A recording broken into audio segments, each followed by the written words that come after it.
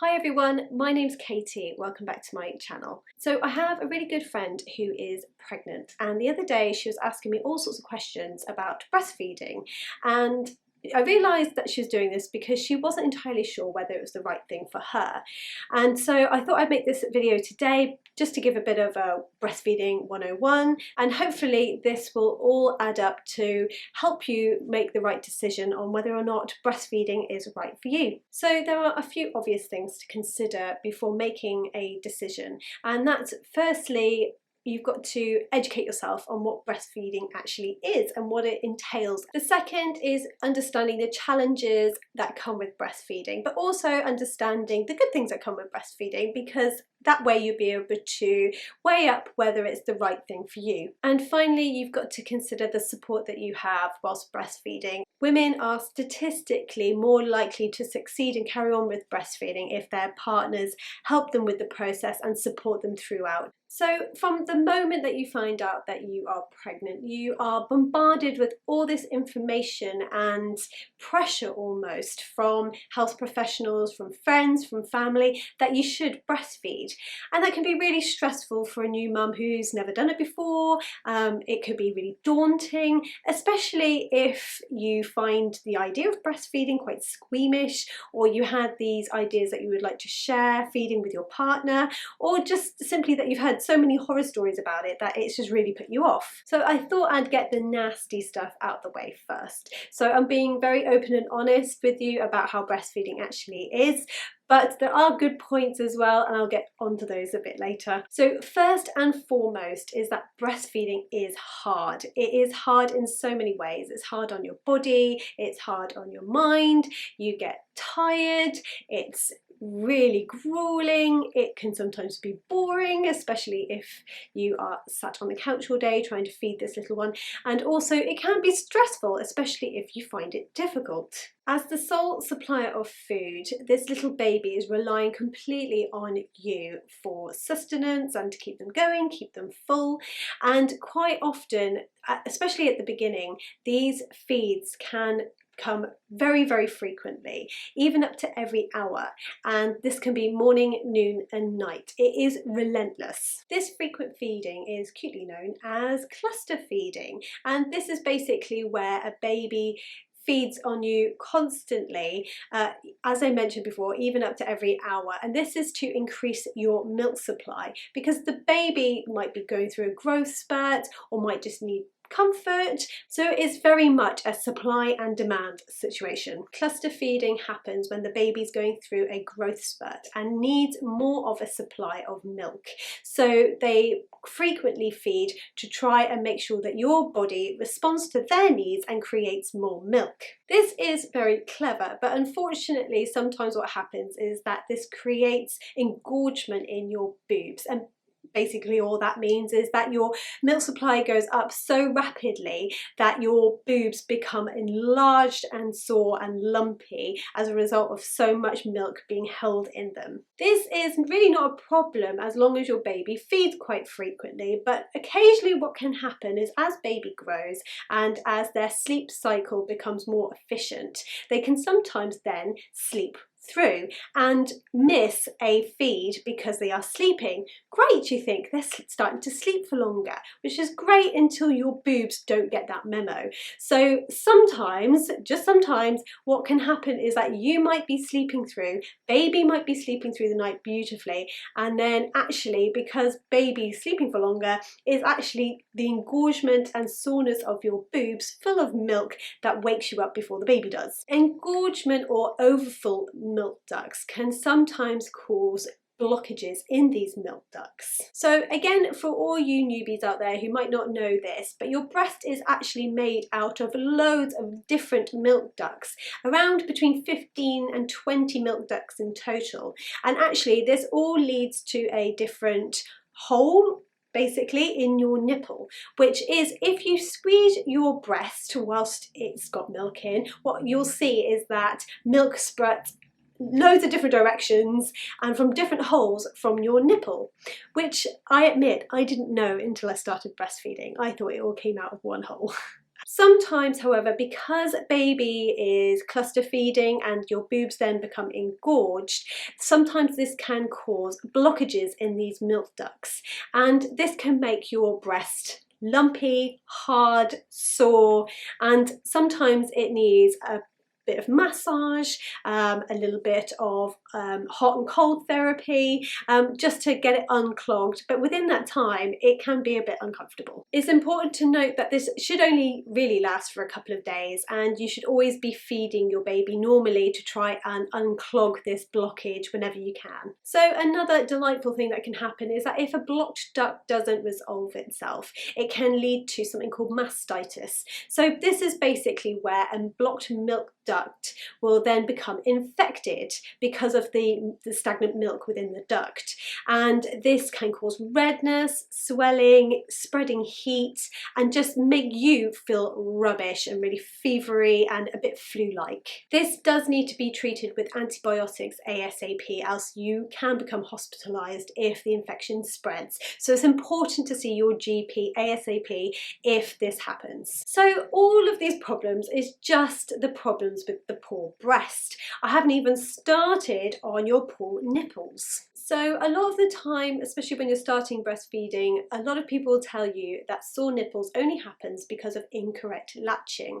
And that is true to a certain degree, but I think no matter what happens, especially in the early stages of breastfeeding, your nipple is going to be put through the mill really early doors, which means this skin that's never had this kind of pressure on it before is suddenly being tugged and sucked on up to 12 times a day, and this can make the skin really raw and sometimes crack and bleed.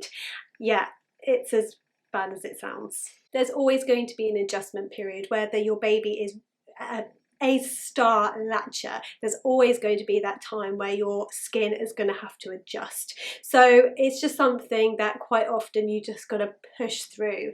And the worst part, when I found with my children, is knowing that they are red and they are sore and they are cracking, that you've got to then keep latching them on top of this. And I tried to explain to my husband how bad this was, and I described it as a paper cut on your nipple that keeps opening up every time a baby feeds on it, and that's basically it. So there are different ways, obviously, that you can stop this from happening. There are certain creams, lanolin based creams that you can put on your nipples, and this almost creates like a little barrier. It also stops the nipple from drying out, becoming cracked. You can also buy nipple caps or nipple guards that then attach onto your nipple, and these are like plastic guards that you put on before baby feeds.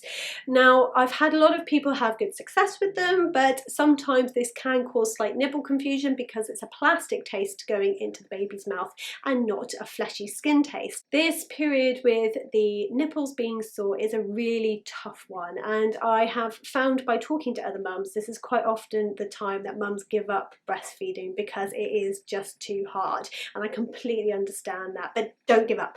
You can do it. Something that people will also love to talk to you about when it comes to breastfeeding is latching. It's like a buzzword. So latching is basically where a baby puts its mouth around your nipple and in a certain way to be able to start feeding. A lot of things, such as whether the baby is able to get milk efficiently, whether your nipple's going to be sore, whether the baby gains weight by getting enough milk. It balances out your milk supply, so if they have a bad latch, it can affect your milk supply because your baby doesn't take on enough milk. So latching is a big deal when it comes to breastfeeding, and there are loads of YouTube videos out there about different techniques on latching and what to do to check for a bad latch.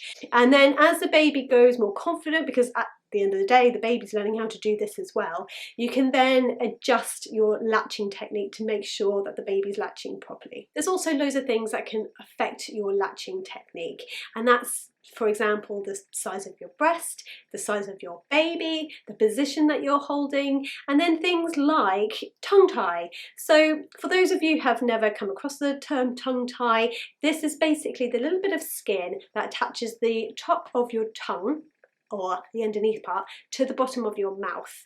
And sometimes if this is short or too tight, the baby cannot pull out its tongue long enough to be able to get a good latch and a good breastfeeding technique to remove the milk from the breast. So quite often babies with tongue tie cannot latch properly, and they have a very shallow latch because they can't bring their tongue out. So you probably find quite early on that your breast is very sore, your nipple is very chafed and raw and painful, and it's really important to get a tongue tie checked out as soon as you can, really. It can be hereditary as well, which is quite an interesting thing to note. I personally have a tongue tie, and both my children have had tongue ties. That's all the physical things that can happen with breastfeeding, but mentally breastfeeding can be really hard work. It's on you as the mum, as I already mentioned, to feed this little baby, and it can be really stressful to know that, and that can sometimes put extra pressure on mums who are already under lots of pressure, and they can also make you feel more sleep deprived because you're feeding all through the night. But most of the time, breastfeeding starts to settle around the 6 to 8 week mark. And what I mean by settling is that you start getting into a little bit of a routine. Obviously, cluster feeding can happen around 3 weeks, and then again around 6 weeks, and then again around 12 weeks, and this is where babies can have really big growth spurts. So don't worry too much if this happens and you feel like baby's taking a step back and all of a sudden there's so much demand you can't keep on top of it. Cluster feeding and the demand on you as a mum is usually quite short-lived. So if you're feeling like you're getting the hang of it and you are suddenly feeling like, actually, I think I've got this breastfeeding thing, then keep going. Keep going. So with all the negative, scary things out the way, I thought I would concentrate on the positive things now. So here are some amazing things I found out during my research about breast milk and breastfeeding. So mums' immunities and antibodies are transferred through breast milk. So basically, if all these antibodies that are in your system as mum that you've built up over years and years and years of getting sick and having colds and things like that, it can all be transferred through your breast milk to your baby. So your baby has a really strong immune system right from the get-go. It is the easiest thing for your baby to digest. So little tummies are obviously very sensitive, especially when you're new to the world. So it's really important to make sure that things like colic and gas and other problems are avoided, and this is the best through breast milk. So the chemical makeup of your breast milk, including things like water, proteins, fats, all these kind of things, are always evolving to your baby's needs. So this includes if your baby is poorly or has an infection or anything like that, the saliva from your baby gets transferred onto your nipple, and then your body then creates the correct antibodies to then put through to your breast milk into your baby. So it can also change flavour, would you believe? So if mum has an especially spicy meal or a very sweet meal, then these tastes can actually transfer through your breast milk. And this is really great because it means that your baby can have the first very basic tastes that can develop when you are weaning them. So breast milk can also protect against common allergies such as asthma and cow's milk protein allergy. So this is wonderful things about baby, but how can breastfeeding actually help you as a mum? So breastfeeding is fantastic to help you lose weight, especially at the very beginning. So you can actually burn off about 500 calories a day just by breastfeeding. You actually prevent your periods from coming back because of the hormones in your body because of breastfeeding. So sometimes you can, depending on how long you intend to breastfeed for, but for my first child, I didn't have a period until she was around 9 months old, which is great. It can actually save you quite a lot of money. You don't think about it at the time, but I actually did the calculations, and if I had just fed my little girl for a year on formula, just the formula alone on the cheapest sort of budget, and the cheapest formula I could find on the shelves, it would have cost me around £600. That's a lot of money, and that's not including things like bottles, sterilising equipment, and all the things that come with actually making bottles. This all adds up to quite a lot of money. And the great thing is as well is that you do have milk on tap 24/7. So Things like faffing around with bottles in the middle of the night, making sure they're clean, making sure you've got formula in the cupboard, going out to get formula. You don't have any of that. And breastfeeding also, it really helps you connect with your baby. So baby is close to you, you get all the cuddles, you get to sniff their head, and they look up at you in these big eyes, and just you really feel a very deep connection with your child. And that's extremely important, especially at the start when things are really hard and everything's really demanding. It's really nice to have that really close connection with your baby. Mums who also breastfeed have a lower risk of ovarian and breast cancer as well. And when you cuddle your baby during breastfeeding, it releases the hormone oxytocin, which is basically the love hormone that makes you feel great, it makes you feel connected with your baby, and it just gives you that warm, fuzzy feeling inside. And oxytocin is also the chemical that makes your uterus shrink. So every time you breastfeed, it makes your uterus shrink that little bit more, which eventually means that you get that nice flat tummy eventually after you have given birth. So one of the things my friend asked me as well about breastfeeding is pumping, and actually, is it worth pumping? What kind of pumps are out there? And actually, is it worth investing in one at all? And will the baby actually take a bottle, and will it mess up with the breastfeeding? And these are all very relevant questions. Eventually, as mums, we all want to go out for the day, or we might be going back to work and we might need to pump then, but it's important to know what are pumps, how do they work, and whether a baby is actually going to take your breast milk from a bottle. Pumping is great because it means that you get a partner or someone else to feed your baby whilst it's not all on you. Bearing in mind you need to pump and then feed your child. So it's almost like a double feeding, because you're sat there pumping, which can take 20 minutes, half an hour, and then you've got to feed your child the pumped breast milk, which is then another 20 minutes, half an hour. So it can elongate the whole feeding process. If you have any pumping questions, or if you manage to get your hands on a pump and you don't know how to use it, or you need any tips on it, what I recommend you do is bring this to your very early midwife appointments, and then they can show you how to use it and give you any tips that might be good whilst you're pumping. So I think after seeing all the pros and cons of breastfeeding, it goes down to a few simple questions, and that's, are you able to physically breastfeed your baby? And if the answer is yes, then it is something to consider. Are you prepared both emotionally and mentally to deal with the hardships of breastfeeding? And again, if the answer is yes, then absolutely it is something that you should look into, and do you have the support to help you get through it? And again, if the answer is yes, and you've got a strong partner who's there to help you and to guide you and to be there for you through all the hardships, then yes, again, it's something for you to consider. Loads of mums get themselves into quite a hard situation when it comes to breastfeeding, because they feel so much guilt if they decide that it's not for them. And what I'm going to say to you now is, do not feel that guilt. The more you let yourself feel guilty for not breastfeeding, the more that you are going to emotionally feel drained and start resenting both breastfeeding and your baby. So basically, happy mum, happy baby. And regardless of what makes you and your baby happy, it doesn't matter. Formula is there, it is fantastic stuff. So if you cannot physically or mentally breastfeed your child, for whatever reason that is, do not feel guilty about it, because it is what's best for you. After all, there are so many things that you can give to your baby that aren't attached to just breastfeeding. Giving them love, support, stability, warmth.